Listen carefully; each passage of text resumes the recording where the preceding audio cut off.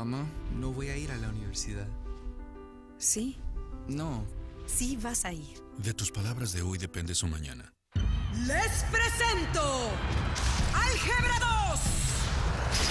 ¿Quién se enfrenta a su desafío? Yo. Enfréntate a las clases difíciles ahora. Las necesitas para la universidad.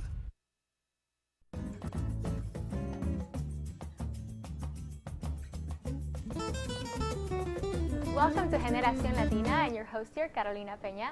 Thank you for joining us tonight. And tonight is a really exciting topic that we're going to talk about. Why? Because it's for students, it's about students, and we have East Coast and West Coast represented, two really awesome schools and students from those schools are going to be here talking about what they did this summer. And as you know, when you're in college, there's a lot that you can do with your summer. You can work, you can do internships, you can study abroad. So we're going to cover a wide variety of experiences that these students have had over this past summer. So with us tonight, we have Nas. How are you? I'm doing great. How are you? Tell us a little bit about yourself. Well, I'm a University of Maryland student. My major is journalism and Persian studies. And I was interning this summer for Al Jazeera English in D.C. Cool. And also what you're studying, well, you said you're a journalism major, right? Journalism major, broadcast. At the University of Maryland. Okay. And your Hispanic background? Yes, actually I'm half-half. My mom's from Mexico, and then my other half is my dad's from Iran, so I'm not born here, so it's a little mix. Which explains your interest in Persian studies and exactly. everything. So very cool. We'll hear more about that. Juan, thank you so much for joining us tonight. And just give us an idea of who you are as a student and what you did this summer. Well, I go to University of Maryland also. I'm a rising senior. My major is economics, minor in mathematics. And this summer, I went to the London School of Economics for a summer abroad program where I took two courses, one in options and futures and the other one in advanced econometrics. And the courses were really great, they're really intense, and the city itself was a really good experience too, just being somewhere else and seeing how another country does their higher education. Awesome. And you're a Latino heritage? Yes, I'm from Peru. Very cool. So now let me ask you guys, because I mean, you both have gotten to do pretty cool things. I mean, you were at, now Al Jazeera is kind of like the CNN for the Arab world, correct? Exactly. And Juan, you were at one of the top schools for economics, and you were in London. You had a completely new experience. Have you ever been abroad? No, I mean, the only other place I've ever been is Peru. Okay. Yeah. So very different, for both of you. Tell us how you got those internships. Did you have to, prepare months ahead? How did it work? Well, mine actually took years. I went on a tour to Al Jazeera when I was a freshman at my school, for my school. And I contacted one of the producers. He told us he could help us get internships and if we were interested. And he lost my information because they were changing, departments. And then about a year later, I contacted him again. And he told me, of course, he completely lost my information. He was so happy I contacted him. And then due to scheduling conflicts, I was not able to do it till this summer. So I was very grateful that the coordinator, the internship coordinator, I told her I really want to intern here, and they were able to fit me in for the summer, and so it was almost like a 3-year to 4-year process for me. Wow. So even as you started college, you were already thinking, I got to intern somewhere, this is where I want to go, and you started the contacts right away. Exactly.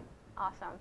How did you come to do your study abroad experience, and does it count for what, your credits, like those credits, do they transfer? Can you tell us more about that? Yeah, I mean, when I started college, I didn't really think that much about study abroad until I started speaking to more professors and friends who had been abroad and said it's a really good experience. The only thing I really knew is I wanted to go to London because I heard London was really great for economics and finance and those kind of things. So I looked into a lot of programs. There's a program at Cambridge, one at Oxford, and at London School of Economics. And London School of Economics had the best reputation and the best courses that I wanted to take. So my interest in economics is really financial economics. So the options and futures course was dead on exactly what I want to do in my career. And advanced econometrics is also very applicable in financial economics. And the credits do transfer. I get 3 credits for each class. Great. So it's the grade doesn't transfer, just pass or fail. But I'm assuming you passed. passed. Yeah, of course I Okay, did. good. But 6 credits is it's good. Okay. So, I mean, but you were there, you know, for 6 weeks, and Yeah. you're taking 2 classes, so you had a lot of free time too, and you got to.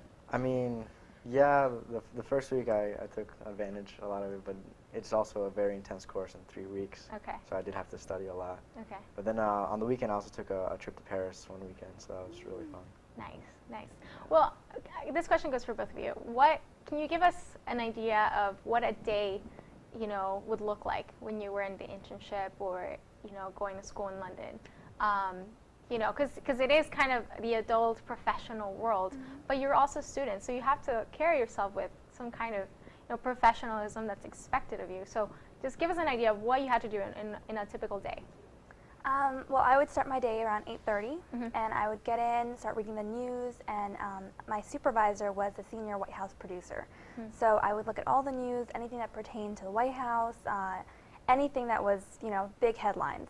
And then right away when she came in, I would have assignments of either calling press offices to find out, you know, if the British Prime Minister was going to meet with the senators from New York, and it was a lot of hustle and bustle trying to call people, and if they said, oh, we don't have any information, I would have to look on the internet, try anything, because they needed that by deadline. Like I would have 10-minute deadlines sometimes where I needed this information. And so the whole day was just assignments, looking things for politics for my supervisor. I had to make charts for the midterm elections. So a lot of whatever she assigned me was a lot of, you know, logging tapes to see what she needed for a certain package that she was going to make. Kind of like looking for video clips to be able to put a package together. Exactly. For news. Okay. So she went one day to Virginia to do a shoot, and I had to do all the research before that. So who was she going to interview, call them, see if they were, you know, good candidates, or when I was looking at the tape to see if this person's a good person for her to interview. Yeah. So it was just a lot of hustle and bustle pretty much the whole day, trying to meet deadlines. Okay. What about you? Well, first session, my day started with breakfast. Sure. Good. And then the classes are 3-hour lectures and 1-hour smaller discussion classes every day for 3 weeks. My first session actually, in the first week, we had 4-hour lectures and 1-hour discussions just because they had a lot of extra stuff they needed to cover. Both of my courses were last year undergraduate courses. So it was really intense.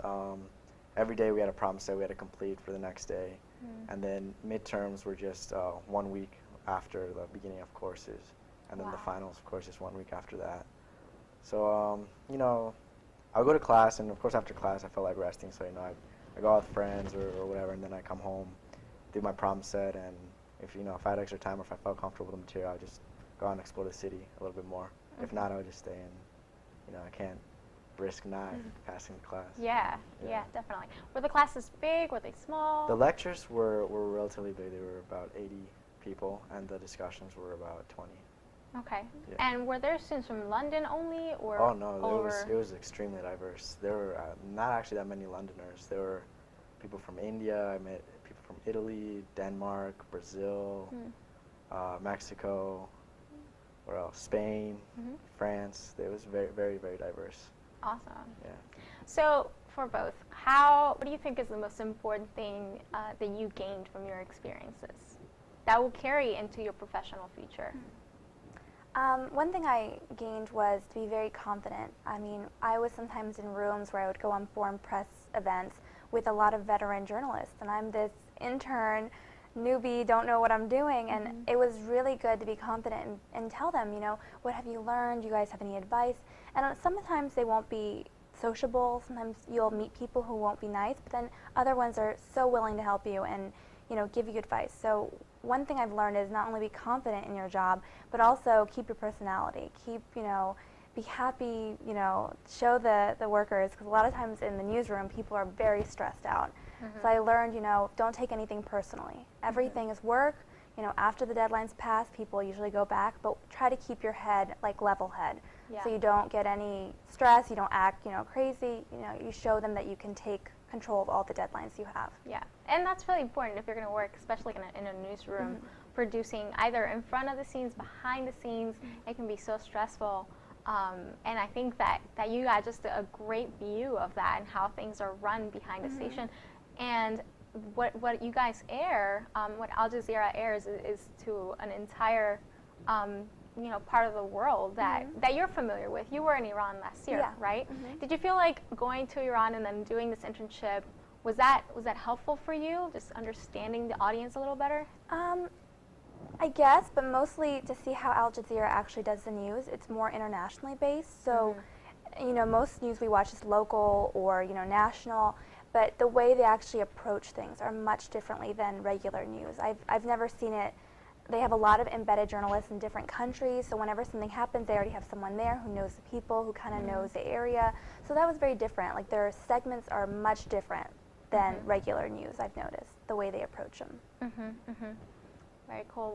Now, Juan, for you, internship, well, not internship because you did a study abroad. So the cost of study abroad, how can we finance that? I mean, it can be very expensive. Are there scholarships out there? Well, it depends on your program. Really, some programs will offer financial aid, some don't. Also, you can go, like, from your regular scholarships for the semester, you can sometimes negotiate with financial aid to get some of that transferred. I actually got a little bit of my grant transferred there, and then I got a private loan out of it. The only requirement was I enroll in at least 6 credits. So that's how I financed it. This particular program didn't give financial aid. Okay, so total cost out of pocket for you, just to give us an idea. I don't remember really the dollars. I remember the 2 courses together were about 2,000 pounds. Right, but then that's just tuition. Then you had to pay for room and board. Well, just room really. Yeah. Board is like the money for food, spending money, transportation money, all that. So it's I'd say, out of pocket it was probably around maybe 6,000. Yeah. Okay. And total was about 9, I think. Okay. Yeah. Was it worth it? Yeah, it was definitely worth it. The experience was great. You learn a completely new school of thought in the same subject, really. Yeah, and especially my first course, it was really dead on my career path and the graduate program that I want to apply to. Okay. So it was really good experience. Nice. So after you guys graduate, I mean, you're only a year, maybe 2 years away. So what are you looking to do, and has your experiences this summer influenced that vision for yourselves? Well, I hope to do something in broadcast, either the background scenes, like producer, mostly producer or editor, because I love the background scenes. I've done, anchor at school, I've done, reporter, but I really enjoy the layout of, the other jobs, and this internship has shown me how much I can learn from those 2 jobs. Like editor, it's amazing how much they can fit in like an hour. They have to crunch this little video segment. So I've learned what position I like, I think, through this internship. That really was helpful. Cool. What about you? Well, I went already knowing what I want to do. I know I want to work with financial derivatives. I want to apply to a financial mathematics or financial engineering graduate program. So the options and futures course, like I said, is dead on that. Advanced econometrics, you really need time series analysis for that, for the program I want, and econometrics covers that.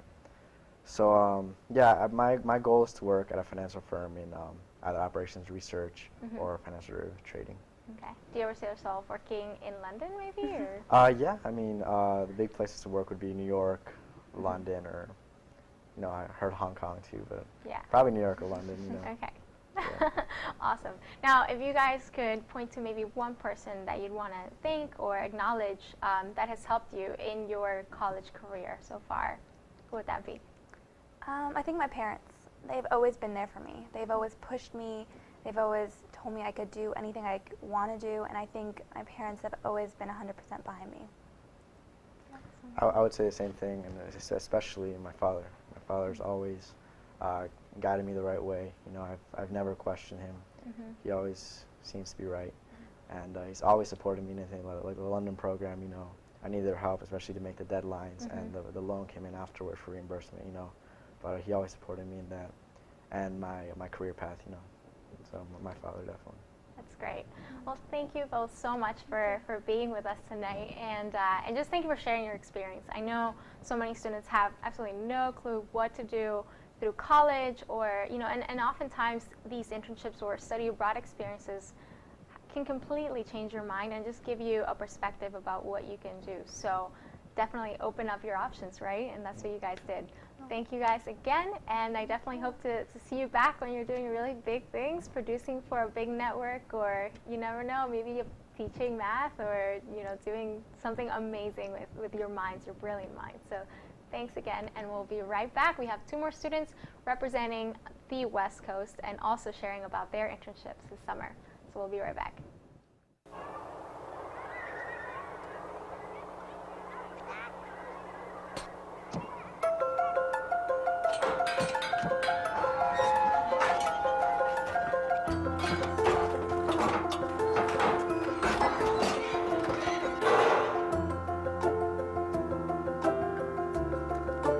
La buena nutrición puede llevarte a grandes cosas. Averigua cómo un estilo de vida saludable puede ayudar a tu hijo. And we're back with Generación Latina here. We have 2 other students, 2 other new, completely exciting and different experiences that they've had. And these students are actually both from Stanford University, which is in the West Coast. Here with us, we have Emily Angulo. How are you? I'm good, thanks. How are you? And also Eutiquio Chapa, what we usually you go by Teak. Teak, most people call me Teak, so thanks for having us. You're welcome. Can you tell me a little bit about yourselves as students and where you are in your careers? So my name is Emily Angulo, and I'm going into my 2nd year at Stanford University. I was born in Arlington, Virginia, and my family's Bolivian. Okay. What are you studying? I think I want to major in comparative studies and race and ethnicity. Okay. Awesome. And also coming from Stanford University, I have 1 more year left there, so excited about that. Cool. I'm Mexican-American and studying urban studies and education is the focus. So excited to have 1 more year kind of looking deeply at education, how we can kind of help, especially Latino students, but all students really have access to college. Okay. So I know you're getting into education policy a little bit with your internship. Yep. Where did you intern, and tell me how you obtained that internship? So this summer I'm at the Department of Education, and it's been exciting. About 10 weeks, really learned a lot about the lay of the land as far as how education works in the country. In DC, where the department is, we're only about 10% of school funding, so we're at a very high level. We're very far from, obviously, even states and individual school districts, but we do have the chance to see kind of how things work across the country, where places are doing things very well, and where we can kind of help. So excited, it's been exciting, and kind of one piece of advice that I have for any student, but particularly for Latinos working to find an internship, is find mentors. For me, a mentor of mine is from the Hispanic Heritage Foundation. Tony Tijerino was able to say, he had friends at the department, and they said, hey, Eutiquio really cares about education, take a look at his application. And kind of hearing how that happened, the department will get hundreds of resumes, and so it's hard for them to really take a deep look at every single one. But when Tony, my mentor, was able to reach out to the office, then they kind of take a second look, and you have to take care from there. Once someone kind of puts your name forward, then it's on you, but you always need someone to do that for you. And so for me, it was Tony, and for you, it should be, or for anyone else, it should be a mentor who can do that on your behalf. Absolutely. I think you're completely right. And I think that, you started developing that mentorship relationship even as you were finishing high school. Of course. So it's, obviously it's paid off. It's provided you with an opportunity that maybe you wouldn't have had, had you not, applied to a scholarship through the foundation and everything. So definitely being, great, just doing something early on and being proactive early on has paid off. So I commend you for that. Emily, for you, it's a little bit different. You're from this area, but you went to the West Coast to study. How did you make that decision, and how do you like it over there? It's been a year now, right? Yeah, it's been a year. I absolutely love it. I'm counting on the days to go back. And, well, Stanford was the best school on my list that accepted me, and I originally didn't want to, I wasn't shooting for Stanford. I wanted to stay on the East Coast, but I visited for their admitted students weekend, and I thought long and hard about it. And Stanford, I looked into the future and I saw that Stanford would give me more opportunities. And even though it's 3,000 miles away, you know, I said, well, I have to take this opportunity. You know, if I got it, I can't let it go. Yeah. So it was hard on my mom and my dad because, you know, they're first generation in the U.S. and I was born here. They immigrated, so, you know, letting go of their baby, because I'm the youngest child, Right. that was tough for them. But we kept in touch. You know, we Skyped, talked on the phone. But yeah. Okay. Yeah. So they're more willing to, you know, kind of let you go and see you fly even Yeah, that far. I mean, I had to fill them in on the whole college process Right. and let them know that, you know, going to the West Coast, even though it was a scary idea, it was necessary. Like, we had to do it, you know, or I had to do it. Awesome. And you're there with substantial scholarship, right? Yeah. Stanford has given me a lot of financial aid. Great. Yeah, they gave me a full ride last year and this year as well. So. That's awesome. Yeah. Congratulations. Thank you. Yeah. So what were you doing now? Now you came back home this summer Yeah. to be here, and what was your internship about, and how did you get it? So originally, I applied earlier, like around March or so, or February, for an internship that was based in Peru. I was with a nonprofit education and youth empowerment program, but housing didn't work out. And then very last minute, like towards the end of the school year, like that had to be canceled, and I was just set on coming home, and I didn't have anything planned except for RAing for the Hispanic Youth Symposium. And there, you know how we have a lot of professionals go for the Hispanic Heroes workshop, I met this one individual named Emmanuel Pleites, who is a federal designated officer and works at the Department of Treasury. And I met him through TEAC, and yeah, Emmanuel is a Stanford alum, so I talked to him and networked, and he offered me a position for interning at the Department of Treasury.